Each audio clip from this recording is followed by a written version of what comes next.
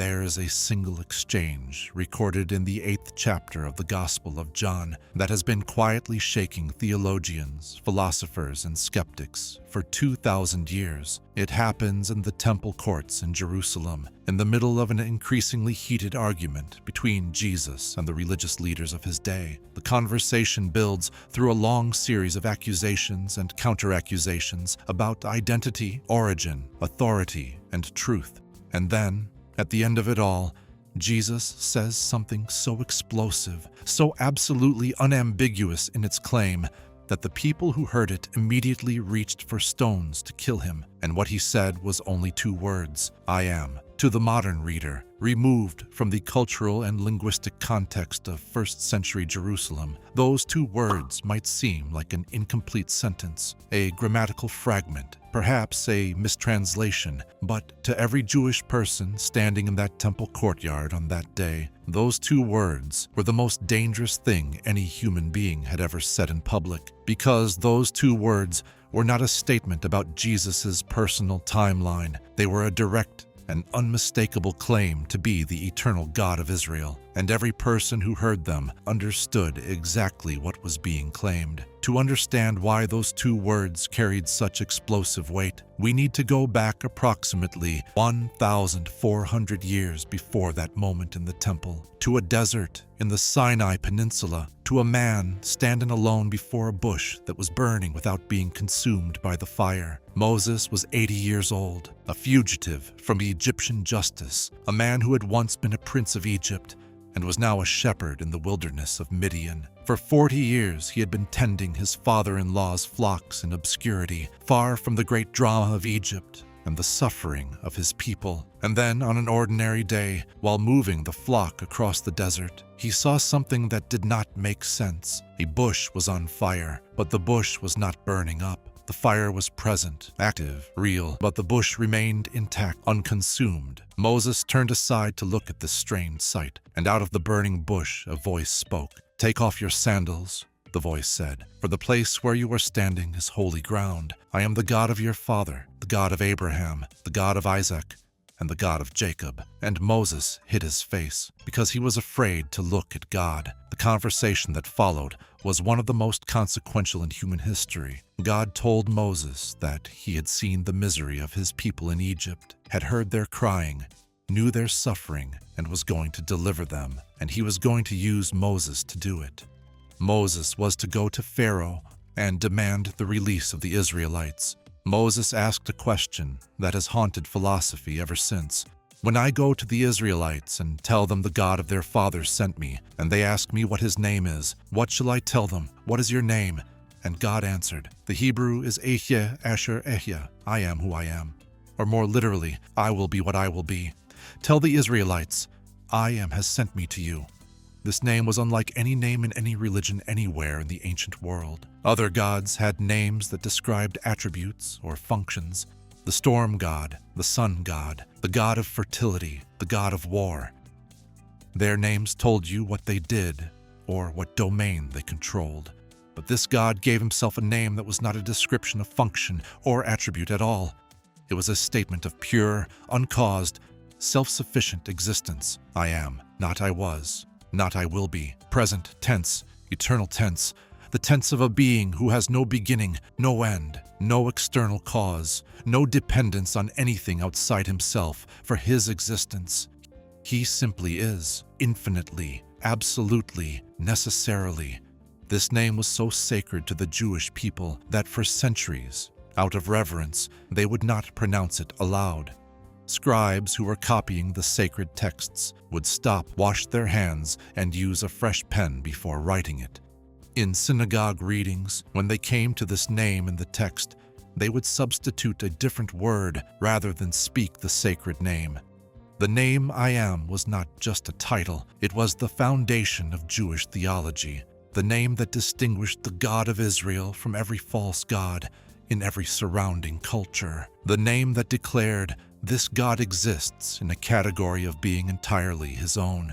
Now return to that moment in John chapter 8, standing in the temple courtyard, 2,000 years after the burning bush. The conversation between Jesus and the religious leaders had grown intense and personal.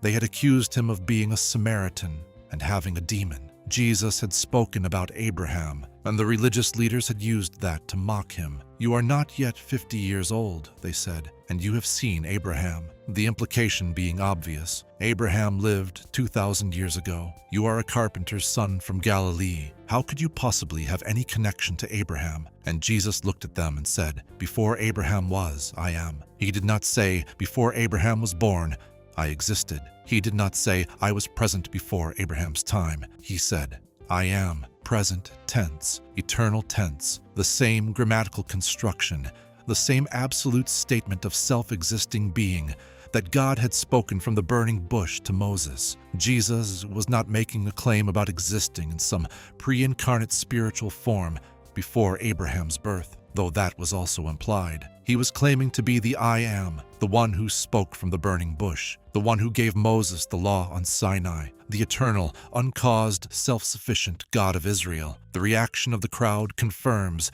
that they understood exactly what he meant. They did not say, "We do not understand your grammar." They did not scratch their heads in confusion and ask him to clarify. They immediately, instantly, without a moment's hesitation, picked up stones to throw at him. Because in Jewish law, the penalty for blasphemy, for claiming to be God, was death by stoning, and what Jesus had just said was the clearest, most unambiguous blasphemy imaginable, unless it was true. This moment demolishes one of the most common positions that people try to take about Jesus in modern conversation. Many people wanting to hold on to the idea that Jesus was a good moral teacher or an enlightened spiritual figure while rejecting the claims of Christianity, will say something like, Jesus never actually claimed to be God. That was added later by the church. Jesus himself was just a teacher, a wise man, a prophet. The divine claims were invented by his followers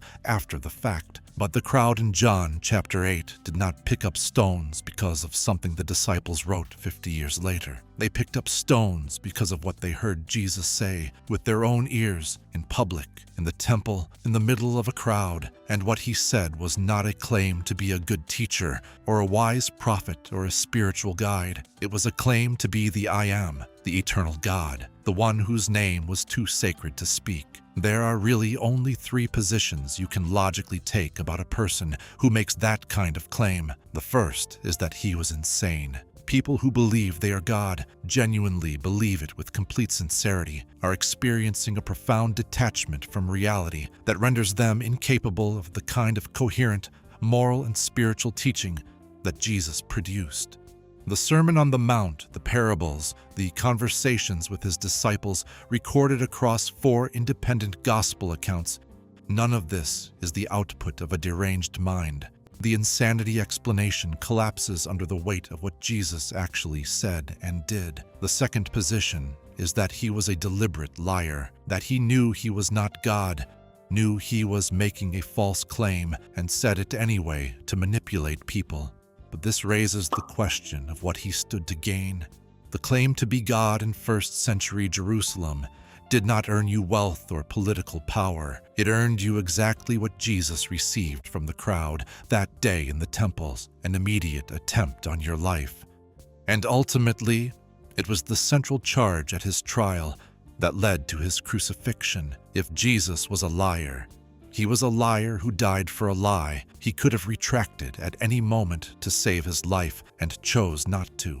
The third position is that he was telling the truth, that the I Am of the burning bush, the eternal self-existing God who had spoken to Moses and Abraham and the prophets, actually did what no theology in the ancient world had predicted he would do. He entered human history as a human being. He ate meals with fishermen and tax collectors. He got tired and thirsty and slept in boats. He wept at the grave of his friend, and he stood in the temple courtyard and said his own name out loud, the name too sacred to be spoken, and waited while the people around him reached for stones. The crowd that day could not kill him. He walked away from them, because the I Am cannot be taken, he can only be given. And on the day he chose to be given, it was not to a mob in a temple courtyard. It was on a hill outside Jerusalem, at a time of his own choosing, for a purpose that went far beyond anything his enemies intended. When they finally took him, it was because he allowed it. The one who is surrendering himself into the hands of the ones who are only because